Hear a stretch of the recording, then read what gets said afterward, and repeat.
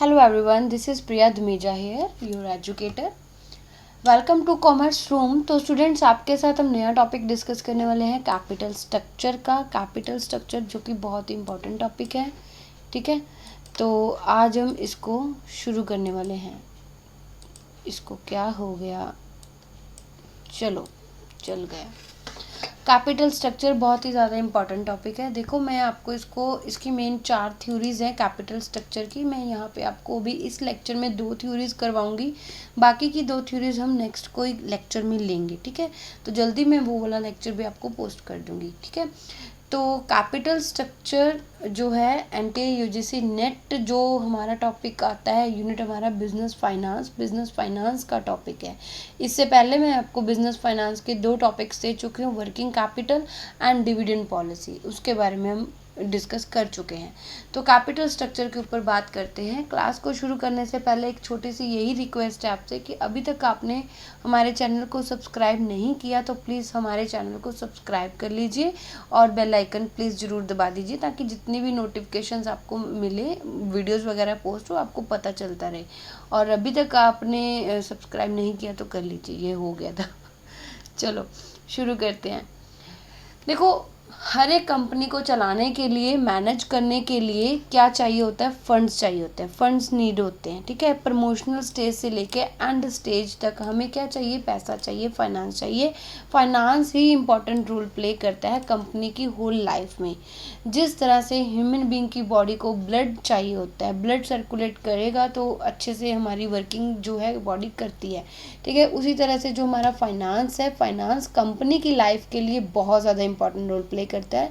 तो हमारा जो फाइनेंस है वो कभी भी हमारे पास इनएडिक्वेट नहीं होना चाहिए। अगर इनएडिक्वेट होगा तो हमारा बिजनेस सफ़र करेगा। सिंपल सी बात है, जिसके पास पैसा होगा वो अच्छे से काम कर लेगा, जिसके पास पैसा नहीं है तो वो काम को नहीं कर पाएगा। तो हमारे जो फंड्स हमें चाहिए वो इनएडिक्वेट नहीं होने चाहिए कभी भी। ना ही तो आपके फंड्स ज़्यादा होने चाहिए, ना ही वो कम होने चाहिए। ज़्यादा होंगे तो क्या होगा, क्योंकि ये पैसा आपका खुद का नहीं है, खुद का पैसा नहीं है, आपने किसी से बोरो कर रखा है। आपके डिवेंचर होल्डर्स वगैरह हैं, आपके शेयर होल्डर्स हैं, शेयर होल्डर्स आपसे एक्सपेक्ट करेंगे, आपकी कॉस्ट बढ़ेगी। आपके डिवेंचर होल्डर्स हैं, वो भी आपसे एक्सपेक्ट करेंगे, तो आपकी कॉस्ट बढ़ेगी। तो हमारा जो फाइनेंस है वो इनएडिक्वेट नहीं होना चाहिए, ठीक है। अगर आपका भी है तो आप इसको, अगर आपने एक्सेस अमाउंट बिजनेस में लगा रखी है, आपका खुद का ही है, तब भी वो सही बात नहीं है, क्योंकि वो पैसा आप कहीं और पे यूटिलाइज कर सकते थे, लेकिन आप नहीं कर पा रहे हो क्योंकि आपने इसको यहाँ पे लगा रखा है, ठीक है। तो ये हमारा कभी भी इनएडिक्वेट नहीं होना चाहिए, ये एडिक्वेट ही होना चाहिए।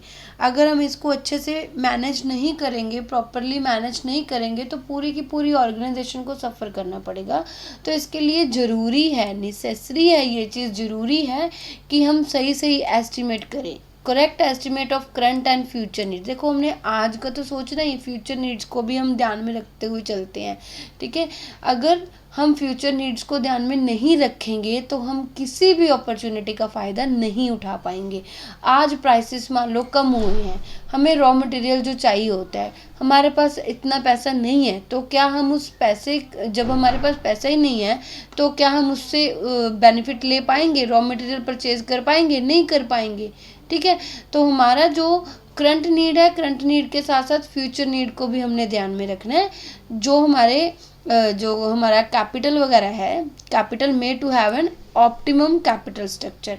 तो हमारा जो एस्टिमेशन है वो ऑप्टिमम कैपिटल स्ट्रक्चर का होना चाहिए। हमारा जो कैपिटल स्ट्रक्चर है वो ऑप्टिमम होना चाहिए। ऑप्टिमम कैपिटल स्ट्रक्चर आपका वही होता है जहाँ पे आपकी वैल्यू है जो वो मैक्सिमाइज होती है, और जो आपकी कॉस्ट है वो आपकी मिनिमम होती है। तो ये चीज़ें हेल्प करती है ऑर्गेनाइजेशन को स्मूथली रन करने के लिए, स्मूथली काम करने के लिए, विदाउट एनी स्ट्रेस। तो आपका कैपिटल स्ट्रक्चर अगर सही है तो सब कुछ सही से चल रहा है, ओके। तो ये था हमारा इंट्रोडक्टरी पार्ट। कैपिटल स्ट्रक्चर क्या है, अब इसके बारे में बात कर लेते हैं। What is capital structure? Capital structure of a company refers to the composition और mix up of a capitalization. क्या है ये? एक मिक्स है। किसका मिक्स है? All long term capital resources का, जिसमें हमारे लोन्स, हमारे रिजर्व, हमारे शेयर्स, हमारे बॉन्ड्स वगैरह आ जाते हैं। तो कैपिटल स्ट्रक्चर का मतलब है एक मिक्स जिसमें हम all long term capital resources लेते हैं। इसके ऊपर ध्यान देना क्योंकि ये चीज़ इम्पॉर्टेंट है।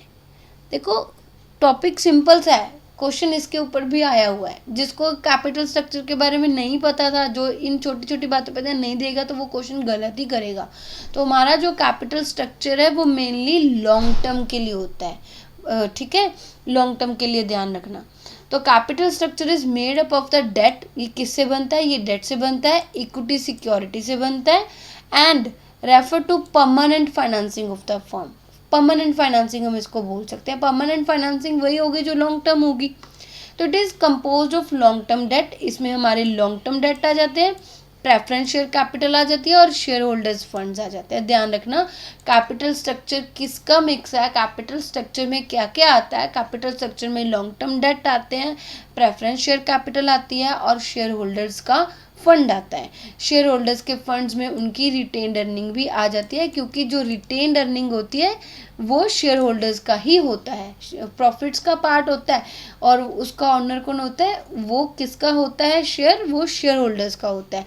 रिटेन्ड अर्निंग वो अर्निंग होती है, प्रॉफिट का वो पार्ट होता है जो हम डिस्ट्रीब्यूट नहीं करते हैं, हम शेयर होल्डर्स को ना दे करके अपने पास इसको रख लेते हैं, ताकि हम फ्यूचर में आने वाली जो भी हमारी इन्वेस्टमेंट अपॉर्चुनिटीज़ वगैरह होंगी उसका फ़ायदा उठा सके। हमें बाहर से पैसा अरेंज ना करना पड़े, हम कंपनी का ही फ़ायदा उठा सके, कंपनी के ही पैसे को यूटिलाइज करके अपनी वेल्थ को मैक्सिमाइज कर सके। ये होता है हमारा रिटेन्ड अर्निंग। तो अभी बात कर लेते हैं कैपिटलाइजेशन एंड कैपिटल स्ट्रक्चर के ऊपर। देखो कैपिटलाइजेशन क्या होता है? Capitalization is a quantitative aspect. किसके ऊपर ध्यान देते हैं? Quantitative aspect. जैसे total amount of securities issued by the company. कितनी सिक्योरिटीज इशू करी मैंने? मान लो 10 लाख की इशू करी है, ठीक है, तो ये मेरी क्या है? ये कैपिटलाइजेशन है। अब ये 10 लाख कैसे बना? इसमें से मैंने हो सकता है कि 2 लाख के डिवेंचर लिए हो, डेट हो मेरा, और बाकी का मेरा हो सकता है सारी की सारी इक्विटी हो, 8 की 8 वो मेरी इक्विटी हो। उसमें प्रेफरेंस भी हो सकते हैं, इसमें हो सकते हैं। मान लो ये 8 नहीं है, ये 2 है, ठीक है, बाकी कितना बचा हमारे पास? वो 6 बचा। तो वो 6 वाले क्या है? वो हमारे प्रेफरेंस शेयर होल्डर्स हैं, ठीक है। तो ये होता है हमारा कैपिटल स्ट्रक्चर। कैपिटलाइजेशन मीन्स आपका जो टोटल अमाउंट ऑफ सिक्योरिटी है। कैपिटल स्ट्रक्चर मतलब क्वालिटेटिव एस्पेक्ट, जिसमें हम काइंड्स ऑफ सिक्योरिटीज को पढ़ते हैं, ठीक है। Refers to kinds of security and proportionate amount that make the capitalization, जिससे कैपिटलाइजेशन बनती है। आई होप यहाँ तक आपको क्लियर होगा, यहाँ तक कोई प्रॉब्लम आपको नहीं होगी। तो चलिए आगे बात करते हैं। उसके बाद हमारे पास क्या आ जाता है? Just a wait, colour change हो गया गलती से। ओके, तो कैपिटल स्ट्रक्चर क्या है? Capital structure is a decision about proportion among these type of securities refers to capital structure of an enterprise। तो हमारा डिसीजन किसके लिए? About the proportion among these type of securities, कि in securities का proportion कितना कितना होगा। हमें 100% पूरा करना है, हमें 10 लाख पूरा करना है। 10 लाख में से हम कितनी डेट रखें, कितना प्रेफरेंस वालों को रखें, कितना इक्विटी वालों को रखें, तो वो प्रपोर्शन के ऊपर जब हम वो डिसीजन लेते हैं तो वो हमारा क्या बन जाता है? कैपिटल स्ट्रक्चर डिसीजन बन जाता है। तो कैपिटल स्ट्रक्चर क्या होता है? Capital structure is a proportionate, जो हम डिफरेंट काइंड्स ऑफ सिक्योरिटीज़ को रखते हैं अपने एक स्ट्रक्चर में। स्ट्रक्चर मतलब एक ढांचा, कैपिटल जो हमारी पूंजी होती है, तो उनमें कौन कौन सी सिक्योरिटीज़ आ रही है उसको बोलते हैं हम कैपिटल स्ट्रक्चर। आई होप यहाँ तक कोई भी दिक्कत नहीं होगी। तो कैपिटल स्ट्रक्चर में कुछ भी हो सकता है, वो खाली इक्विटी भी हो सकती है, इक्विटी प्रेफरेंस ये हो सकते हैं, ठीक है। Equity share and debenture, equity share, preference share and debenture. तो इसमें मेनली हमने long term debt, long term finance के ऊपर बात करनी है। ये हमारा परमानेंट फाइनेंस होता है, ठीक है। तो आगे बात कर ले importance of capital structure. Capital structure की इंपॉर्टेंस क्या है? देखो कैपिटल स्ट्रक्चर का मतलब क्या है? कैपिटल स्ट्रक्चर का मतलब है रिलेशनशिप किसके बीच में? Between the various long term forms of financing such as a debenture, preference share capital and equity share capital. तो यही तो बताया आपको, एक बार क्वेश्चन आया हुआ है आपको ये मतलब ऐसे दिया है ना, debenture, preference share capital, equity share capital, ठीक है। तो उसमें से कोई एक ऐसी सिक्योरिटी होगी जो इन तीनों में, जो ये तीनों नहीं है। अभी अगर जिसने अच्छे से पढ़ा है उसको पता होगा ना कि हम कैपिटल स्ट्रक्चर में ये तीनों लेते हैं, debenture, preference share capital and equity share capital. अब देखा जाए तो टॉपिक इतना सिंपल सा है, लेकिन अगर पढ़ा हो तो ठीक है। तो कैपिटल स्ट्रक्चर क्या है? कैपिटल स्ट्रक्चर रिलेशनशिप है किसके बीच में? Between the various long term forms of financing, debenture, preference share capital and equity share capital. तो यहाँ पे जो है हमारा प्रॉपर मिक्स होना चाहिए डेट एंड इक्विटी कैपिटल का to finance a firm's asset. The use of long term fix interest bearing debt, अभी ये चीज़ कॉन्सेप्ट मैंने आपको लेवरेज में भी आई गेस करवाया है। Long term fixed interest bearing debt and preference share capital along with the equity shares is called the financial leverage और trading on equity। जब हम अपने फर्म में फिक्स्ड इंटरेस्ट बेयरिंग डेट को अपनी इक्विटी के साथ यूज करते हैं उसको बोलते हैं फाइनेंशियल लेवरेज और ट्रेडिंग ऑन इक्विटी, ठीक है।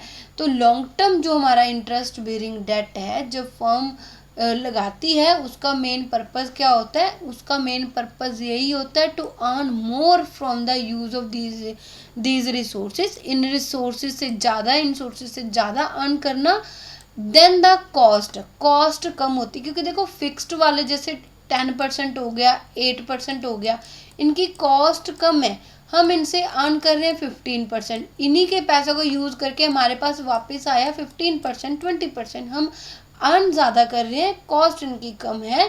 ताकि हमारा मेन पर्पस क्या था इसको यूज़ करने का? ताकि हम ऑनर्स की इक्विटी को बढ़ा सकें, यही हमारा पर्पस था। और आपको बताऊं इसमें से भी एक क्वेश्चन आया हुआ है अगर आप प्रीवियस ईयर क्वेश्चंस लगाओ तो, ठीक है। तो ट्रेडिंग ऑन इक्विटी में मेन पर्पस क्या होता है? ट्रेडिंग ऑन इक्विटी होता क्या है? पहली बात तो फिक्स्ड इंटरेस्ट बेयरिंग डेट को यूज़ करना इक्विटी के साथ, ठीक है। और क्यों करते हैं हम? इसका मेन पर्पस क्या होता है? ताकि हम ऑनर्स की इक्विटी को बढ़ा सके, ऑनर्स की वेल्थ को बढ़ाया जा सके। कंपनी ऐसा सोचती है, इस पर्पस के लिए लगाती है। The use of long term fixed interest bearing debt and preference share capital along with the equity capital, along with the equity capital. इसको ध्यान से देखो, ज़्यादा ही खिचड़ी कर देती हूँ, ठीक है। तो ये वाले टॉपिक्स हैं, आपको सिंपल लग रहे हैं, इन्हीं में से क्वेश्चंस बनते हैं। कॉन्सेप्ट स्ट्रांग होगा तो क्वेश्चन इजी लगने लग जाते हैं, कॉन्सेप्ट नहीं क्लियर होंगे तो वही क्वेश्चन टफ लगने लग जाते हैं, ठीक है ना। The use of long term fixed interest bearing debt and preference share capital along with equity, ये क्या मतलब है यहाँ पे? क्योंकि जो हमारे डिवेंचर वाले होते हैं वो भी तो फिक्स्ड बेयरिंग वाले होते हैं, ठीक है, इसलिए इसको यहाँ पे हम कंसिडर कर रहे हैं अलॉन्ग विद द इक्विटी। तो एक तरफ हमारी सिर्फ इक्विटी है और दूसरी तरफ हमारे सिर्फ क्या है? ये चल क्यों नहीं रहा नीचे? चलो चल गया, ओके। तो एक तरफ हमारे फिक्स्ड बेयरिंग है जैसे debt, preference share capital, and दूसरा है हमारी तरफ हमारे पास इक्विटी। आई होप यहाँ तक आपको क्लियर होगा। तो एक रिवीजन कर लेते हैं इसके ऊपर। कैपिटल स्ट्रक्चर क्या है? Capital structure can be defined as a mix of earned capital. Earned capital में क्या आ जाती है हमारी? Equity, reserve and surplus. जो रिजर्व एंड सरप्लस किसके होते हैं? ऑनर्स के ही होते हैं। And borrowed capital, borrowed capital में क्या आ जाता है? Debenture, loans from bank and financial institution. मतलब कहने का हमने यहाँ पे मिक्स लेना है, एक तरफ हमारी इक्विटी होगी और एक तरफ हमारी अर्न्ड कैपिटल होगी और एक तरफ हमारी बोरड कैपिटल होगी। ये होता है हमारा कैपिटल स्ट्रक्चर। तो maximization of share holders wealth is the prime objective of the financial manager. और एक बात और नोट कर लो, इसमें से भी अब प्रीवियस ईयर क्वेश्चंस उठा के देखो, इसमें से भी क्वेश्चन आया हुआ है। तो हमारे फाइनेंशियल मैनेजर का मेन ऑब्जेक्टिव क्या होता है? मेन प्राइम ऑब्जेक्टिव क्या होता है? हमारे शेयर होल्डर्स की वेल्थ को मैक्सिमाइज करना, ठीक है। तो ये हम कैसे अचीव कर सकते हैं हमारे इस ऑब्जेक्टिव को? जब हमारा ऑप्टिमम कैपिटल स्ट्रक्चर डिजाइन किया जाएगा, ओके। तो planning a capital structure is a highly psychological, complex and qualitative process. It involves balancing the shareholders' expectations shareholders की and capital requirement of the firm। Firm की capital requirement कितनी है, उसकी share holders की expectations कितनी है, दोनों को बैलेंस करके चलना होता है, ठीक है। तो आगे आगे आपको क्लियर होगा और कॉन्सेप्ट इसका कैपिटल स्ट्रक्चर आई गेस आपको क्लियर हो गया होगा। और ये देखो कैपिटल स्ट्रक्चर आप इससे याद रख सकते हो, मिक्स है सबका, इक्विटी है, हमारी डेट है, प्रेफर्ड स्टॉक है और अदर सोर्सेज है। और अदर सोर्सेज में हमारी बोरेड कैपिटल ही है, जैसे हमने लोन ले लिया बैंक से, लॉन्ग टर्म लोन ले लिया, तो ये हो गया हमारा, ठीक है। तो ये हमारी बोरेड कैपिटल हो गई। तो ये एक तरफ हमारी खाली कैपिटल होगी, अर्न्ड कैपिटल। ओके, तो थ्योरीज के ऊपर बात कर लेते हैं। आज बेसिकली हमने 2 थ्योरीज करनी है, ये मैंने आपको पहले ही बता दिया था। तो कैपिटल स्ट्रक्चर की थ्योरीज को 2 कैटेगरी में बांटा गया है। इनकी फर्दर और 2 कैटेगरीज है, पहली है रेलेवेंट, दूसरी है इरेलेवेंट। तो रेलेवेंट वो लोग थे जो कहते थे कि कैपिटल स्ट्रक्चर है ना जो, वो कंपनी के वैल्यू के ऊपर, फर्म की वैल्यू के ऊपर इफेक्ट करता है। और इरेलेवेंट वाले ये लोग थे जो कहते थे कि कैपिटल स्ट्रक्चर चाहे आप जैसा भी रख लो, चाहे आप डेट ज़्यादा कर लो, चाहे आप इक्विटी ज़्यादा कर लो, चाहे 50-50 कर लो, 60-40 कर लो, 40-60 कर लो, ये वैल्यू फर्म के ऊपर इफेक्ट नहीं करता है, क्योंकि जो वैल्यू फर्म है वो किन्हीं और कारणों के कारण है बढ़ती या कम होती है। तो ये कैपिटल स्ट्रक्चर की थ्योरीज है सॉरी, रेलेवेंट थ्योरी और इररेलेवेंट थ्योरी। तो फर्दर इनकी 2 थ्योरीज इनको बांटा गया है, 2 है। Net income approach, traditional approach, net operating income approach and MM approach. Okay, तो आगे बात करते हैं कैपिटल स्ट्रक्चर की थ्योरीज के ऊपर। कैपिटल स्ट्रक्चर की थ्योरीज की पहले अजम्पशंस देख लेते हैं कि अजम्पशंस क्या है इसकी। पहली बात तो firm use only 2 sources of funds. Assumptions बहुत ज़्यादा इंपॉर्टेंट है, बहुत ज़्यादा इंपॉर्टेंट है, इनमें से क्वेश्चन आता ही आता है। Firm use only 2 sources of funds, that is equity and debt. खाली इक्विटी और डेट ही यूज़ करना है हमने।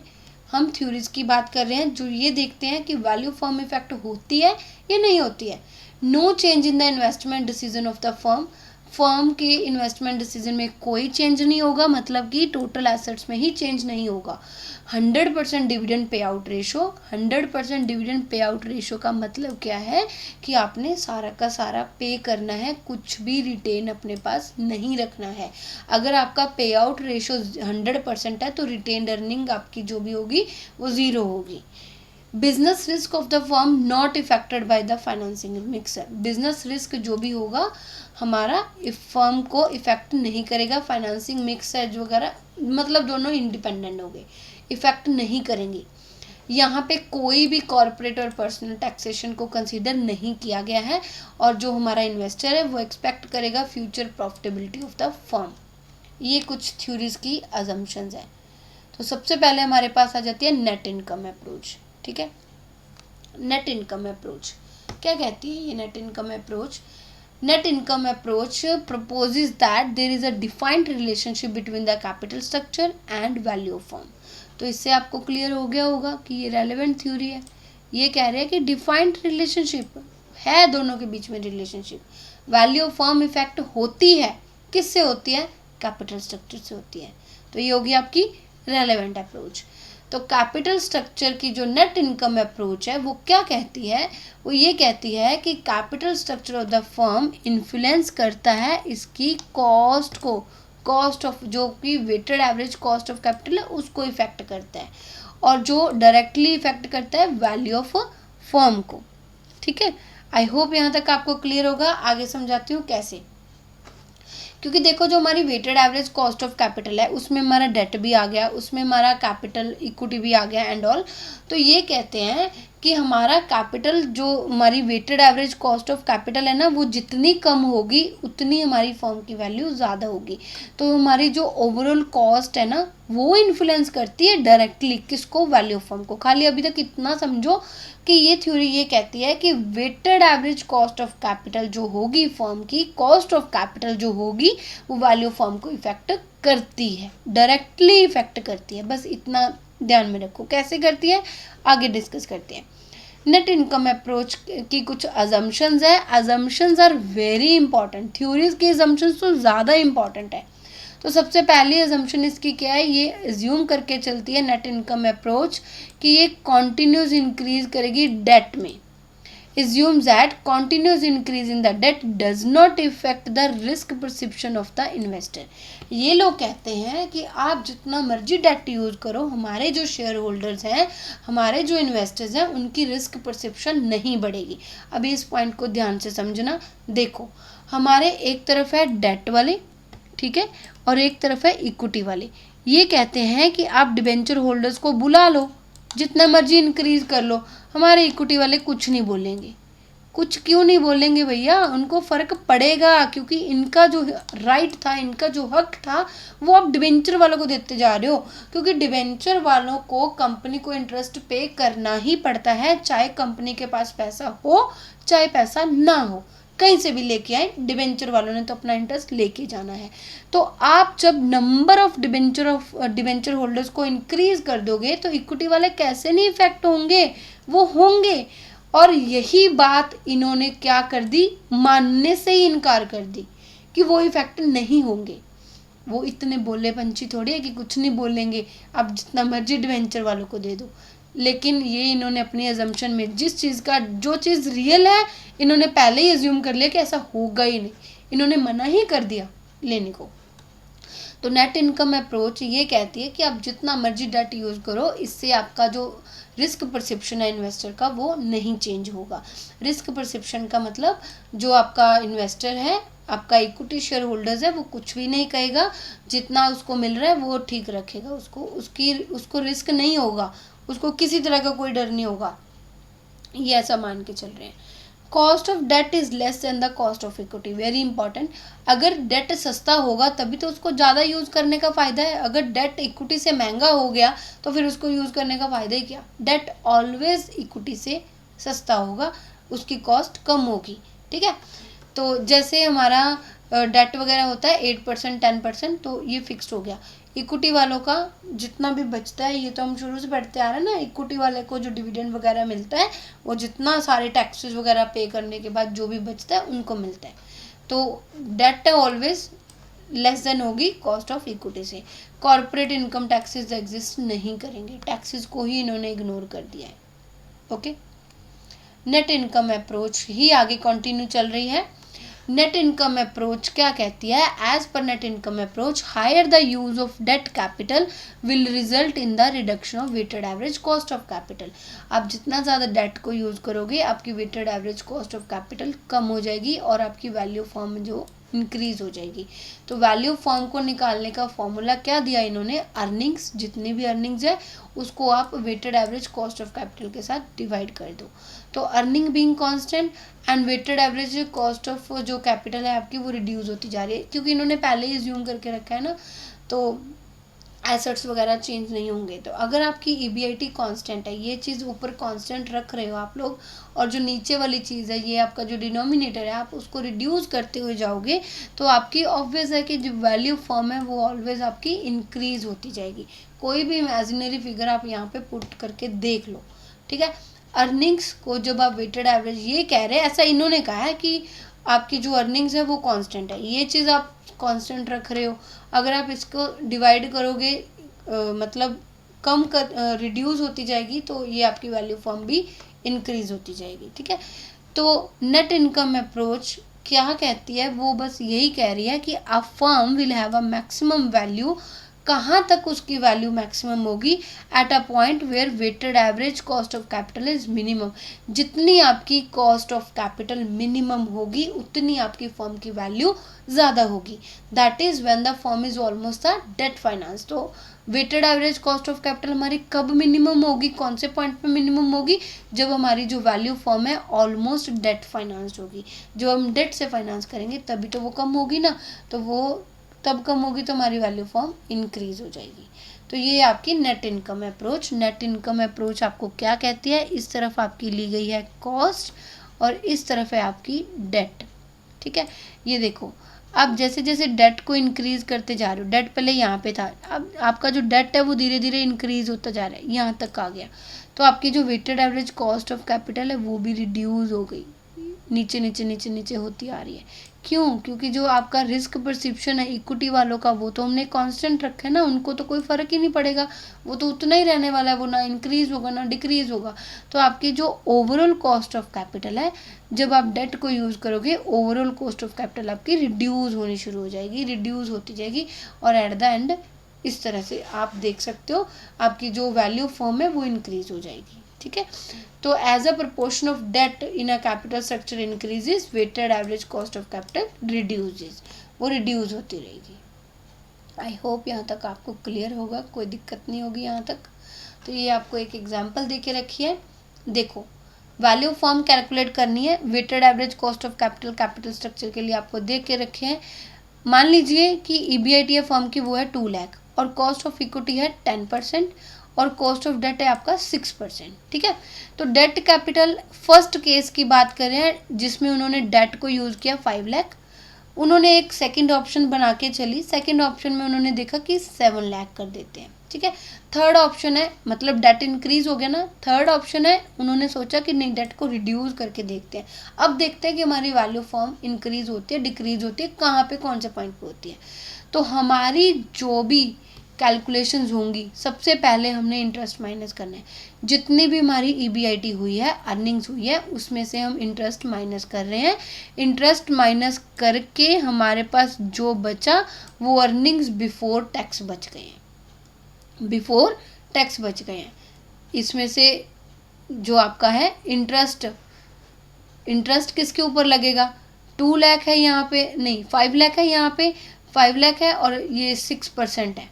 ठीक है, तो कैलकुलेट करके 30,000 आ गया। सेकेंड केस में 7 लाख है और यहाँ पे 6% है, कैलकुलेट करके 42 आ गया। और थर्ड केस में 2 लाख है और 6% रेट ऑफ इंटरेस्ट है, कैलकुलेट करके 12% आ गया। तो तीनों केसेस में हमने इंटरेस्ट को माइनस कर दिया, हमने देखा कि ईबीआईटी अर्निंग्स बिफोर टैक्स है जो वो हमारे पास इतनी इतनी आ गई है। ठीक है, इतनी इतनी आ गई है। तो अभी यहाँ पे हमने तो कंसिडर किया ही है कि हमने टैक्सेस को इग्नोर करना है, तो यहाँ पे कोई भी टैक्सेस नहीं है। अभी कॉस्ट ऑफ इक्विटी आपको दे करके रखी है 10%, 10%, 10%, ये तो सेम ही रहने वाली है। अभी वैल्यू ऑफ इक्विटी निकाल लेते हैं पहले। देखो जब आप किसी चीज़ का, फॉर एग्जांपल यहाँ पे एक्स है, मेरे पास एक्स है अमाउंट, और यहाँ पे मैं करूँ इसका 10%, मुझे नहीं पता कि ये अमाउंट कितनी है, लेकिन जब मैं करती हूँ इसको सॉल्व, तो इसको सॉल्व करके मेरे पास आंसर बचता है 1,70,000 का। ये जो मेरे पास कैलकुलेट करके आया हुआ है 1,70,000। आई होप यहाँ तक आपको क्लियर होगा कि कैसे इसको सॉल्व कर रही हूँ मैं। तो ये जो आपका 100 है ये नीचे है, उधर जाके मल्टीप्लाई हो जाएगा, ये ऊपर है उधर आके इक्वल टू के इस साइड आके ये क्या हो जाएगा, डिवाइड हो जाएगा, डिवीजन में चला जाएगा। तो x की वैल्यू हमारे पास, x क्या लिया था हमने, x हमने इक्विटी लिया था। ठीक है, तो यहाँ पे हमने इस तरह से इक्विटी की वैल्यू निकाल ली जो कि है 17 लाख, यहाँ पे 15,80,000 और यहाँ पे 18,80,000 है। ओके, तो यहाँ पे देखो वैल्यू ऑफ डेट कितना है, वो ऑलरेडी क्वेश्चन में दे करके रखा है 5 लाख, 7 लाख एंड 2 लाख। तो टोटल वैल्यू फॉर्म कितनी होगी 22 लाख, दोनों का टोटल करना है और कुछ भी नहीं करना है। 17 लाख और 5 लाख 22 लाख, 15,80,000 प्लस 7 लाख, तो ये आ गया आपका 22,80,000। ठीक है, तो इस तरह से टोटल करके आप इसको निकाल सकते हो। तो ये आपने weighted average cost of capital निकाल के दिखाई है। Weighted average cost of capital, देखो वैल्यू ऑफ फॉर्म का आपको फॉर्मूला बताया गया था, अभी मैं आपको दिखाती हूँ। वैल्यू ऑफ फॉर्म का आपको फॉर्मूला बताया गया था earnings over weighted average cost of capital. अभी वैल्यू ऑफ फॉर्म आपके पास आ चुकी है। वैल्यू ऑफ फॉर्म आपके पास कैसे आई, इक्विटी की वैल्यू प्लस डेट की वैल्यू, दोनों को मिला करके आपके पास वैल्यू ऑफ फॉर्म आ गई है। और weighted average cost of capital आपको नहीं पता है, अर्निंग्स तो पता है ना, तो इसको सॉल्व कर लो, जो जो वैल्यूज पता है उसको पुटअप करके उसको सॉल्व कर लो। ठीक है, देन हमने देखा सॉल्व करके कि हमारे पास जो है weighted average cost of capital वगैरह को सॉल्व करके हमारे पास जो वैल्यू है वो आ गई 9.09। ठीक है, फर्स्ट केस में तो यहाँ पे आई हमारे पास 8.77%, यहाँ पे आई 9.62%। अभी आप खुद देखो सबसे ज़्यादा डेट कहाँ पे यूज़ हुआ, सबसे ज़्यादा डेट सेकंड केस में यूज हुआ था, केस नंबर 2 ऑप्शन नंबर 2 में हुआ था। तो सबसे कम weighted average cost of capital भी यहीं पर है 8.77%। ओके, तो सबसे कम डेट कहाँ पे यूज हुआ था? सबसे कम डेट आपका यहाँ पे यूज हुआ था, केस नंबर 3 ओनली 2 लाख। तो सबसे ज़्यादा जो है वैल्यू फॉर्म वेटेड एवरेज की सबसे ज़्यादा यहीं पर है। तो आप ये नेट इनकम अप्रोच के अकॉर्डिंग समझ सकते हो कि जितना ज़्यादा आप अपनी कैपिटल स्ट्रक्चर में डेट को यूज़ करोगे उतनी आपकी जो weighted average cost of capital है वो कम होती जाएगी। आई होप यहाँ तक आपको क्लियर होगा। नेक्स्ट बात कर रहे हैं नेट इनकम अप्रोच के बारे में। Net income approach, net income approach ये जो ऊपर हमने की है वो आपकी रेलेवेंट है, जो ये मानती है कि कैपिटल स्ट्रक्चर इफेक्ट करता है। लेकिन जो हमारी नेट इनकम अप्रोच है ना वो एग्जैक्ट ऑपोजिट है। किसके? नेट इनकम अप्रोच के। ये नहीं मानते हैं, ये ऑपोजिट है। ये देखो, इसके नाम में ही नो छुपा हुआ है। नो मतलब नहीं, हम नहीं मानते। हम नहीं मानते कि कैपिटल स्ट्रक्चर में कैपिटल स्ट्रक्चर है जो हमारी वैल्यू फॉर्म को इफेक्ट करता है, हम नहीं मानते हैं। ओके, तो ये नेट इनकम अप्रोच के ऑपोजिट है। तो according to net operating income approach the value firm is not dependent upon the capital structure. ये कैपिटल स्ट्रक्चर के ऊपर डिपेंडेंट नहीं है। ठीक है, तो इसकी कुछ अजम्पशंस है, वो ये है weighted average cost of capital is always constant and its depends on the business risk. Weighted average cost of capital आपकी बिजनेस रिस्क के ऊपर डिपेंड करेगी। तो जो आपकी वैल्यू फॉर्म है वो कैलकुलेट होगी using the overall cost of capital, that is weighted average cost of capital only. तो यहाँ पे आपकी कॉस्ट ऑफ डेट है वो कांस्टेंट रहने वाली है, और जो आपके कॉर्पोरेट टैक्सेस है, इनकम टैक्सेस है, वो एग्जिस्ट नहीं करते हैं। ओके, तो आगे बात कर लेते हैं नेट इनकम अप्रोच के बारे में। ये क्या कहता था school of thought? The use of higher debt component, borrowing जब हम ज़्यादा यूज करते हैं कैपिटल स्ट्रक्चर में, हमारे शेयर होल्डर्स का रिस्क है जो वो बढ़ जाता है। क्योंकि नेट इनकम अप्रोच वालों ने इस सच्चाई को ही मानने से इनकार कर दिया था। बोला था उन्होंने अपनी असम्पशन में कि हम ऐसा मान के जा रहे हैं कि हम जितना मर्जी डेट यूज़ करें हमारे इन्वेस्टर्स की रिस्क परसेप्शन चेंज नहीं होने वाली। लेकिन इन्होंने ऐसी असम्पशन ली नहीं ली, कहीं नहीं ली। ये इनकी असम्पशन पड़ी हुई है। इन्होंने बोला ऐसा कि जितना मर्जी डेट यूज़ कर लो, नहीं, तभी तो ये ऑपोजिट है। ये मानते हैं, ये जेन्युइन बात कर रहे हैं यहाँ पे कि होता है, शेयर होल्डर्स का रिस्क बढ़ता है। ठीक है, बढ़ेगा ना, बिल्कुल बढ़ेगा। जब आप अपना राइट है, शेयर होल्डर्स अपना राइट किसी और को देते हुए देखेंगे तो वो तो बिल्कुल बोलेंगे उनका रिस्क बढ़ेगा। ठीक है, तो ये चीज़ है, कैपिटल स्ट्रक्चर जो है वो इफेक्ट नहीं करता है। तो increase in share holders risk causes the equity capitalization rate to increase. Equity capitalization मतलब कॉस्ट ऑफ इक्विटी है जो यहाँ पे बढ़ जाती है। किस कारण बढ़ जाती है? क्योंकि शेयर होल्डर्स का रिस्क है जो वो भी बढ़ जाता है, इस कारण बढ़ जाती है। तो higher the cost of equity आपकी हो जाएगी जब आप डेट को यूज़ करोगे।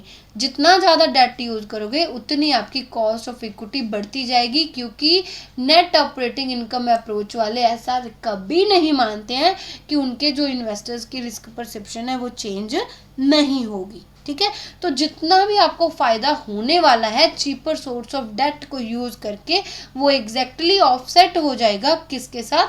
हायर कॉस्ट ऑफ इक्विटी को यूज़ करके। क्योंकि आपकी जो कॉस्ट ऑफ इक्विटी है वो तो बढ़ने वाली है ना, तो जितना फ़ायदा हुआ वो यहीं पे ही सेट ऑफ हो गया आपका। तो हम दूसरे शब्दों में कह सकते हैं कि जो फाइनेंस मिक्स है वो इररेलेवेंट है एंड वैल्यू फॉर्म को इफेक्ट नहीं करता है। आई होप यहाँ तक आपको क्लियर होगा। तो नेट इनकम अप्रोच में ये लास्ट स्लाइड है। मैंने आपको बोला था कि मैं आपको आज 2 ही थ्योरीज करवाऊंगी, बाकी की 2 अगली क्लास में लूँगी। तो ये देखिए, इस साइड आपकी कॉस्ट है, इस साइड आपका डेट है। आपकी जो डेट है वो इंक्रीज होती जा रही है, debt cost of debt increase होती जा रही है, क्योंकि जितना ज़्यादा यूज़ कर रहे हो ना, आप देखो जितना ज़्यादा यूज़ कर रहे हो आपकी जो कॉस्ट ऑफ इक्विटी है वो बढ़नी शुरू हो गई है। क्यों? क्योंकि यहाँ पे इन्होंने वो वाली जो मेन प्रॉब्लम थी उसी को ही नहीं इन्होंने कंसीडर किया। जो बात सही है इन्होंने यही कंसीडर करी है कि जो इक्विटी शेयर होल्डर्स वाले हैं उनकी रिस्क परसेप्शन चेंज होगी, वो अपनी आपकी जो है कॉस्ट ऑफ इक्विटी वो इंक्रीज हो जाएगी। क्योंकि कॉस्ट ऑफ इक्विटी वगैरह क्या है, वो इन्वेस्टर्स के एक्सपेक्टेशंस ही तो हैं। जितनी ज़्यादा एक्सपेक्टेशंस होंगी आपको उसको पूरा करना होगा, वही आपकी कॉस्ट ऑफ इक्विटी है। तो कॉस्ट ऑफ इक्विटी आपकी बढ़नी शुरू हो जाएगी। जितना आपको फ़ायदा हुआ होगा उतना ही आपको वहाँ पे सारा का सारा नुकसान भी है। तो जितना भी फ़ायदा नुकसान हुआ वो सारा का सारा यहीं पे आके एडजस्ट हो गया। Weighted average cost of capital at the end आपकी वो ही रहने वाली है, इसको कोई इफेक्ट होने ही नहीं वाला है। तो आप कैसे कह सकते हो कि आपकी वैल्यू ऑफ फर्म है जो वो इफेक्ट होती है? नहीं होती है।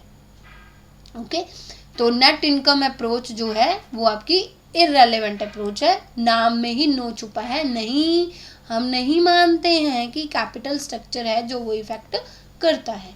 कॉस्ट ऑफ कैपिटल कांस्टेंट है। यहाँ पे देखो कॉस्ट ऑफ कैपिटल जो है वो आपकी कांस्टेंट है। डेट प्रपोर्शन इंक्रीज हो रहा है और जैसे जैसे वो इंक्रीज हो रहा है कॉस्ट ऑफ इक्विटी भी इंक्रीज हो रही है और टोटल कॉस्ट ऑफ कैपिटल के ऊपर इफेक्ट नहीं हुआ है। So this was all about your capital structure and theories of capital structure. 2 theories मैंने आज आपको यहाँ पे करवा दी है।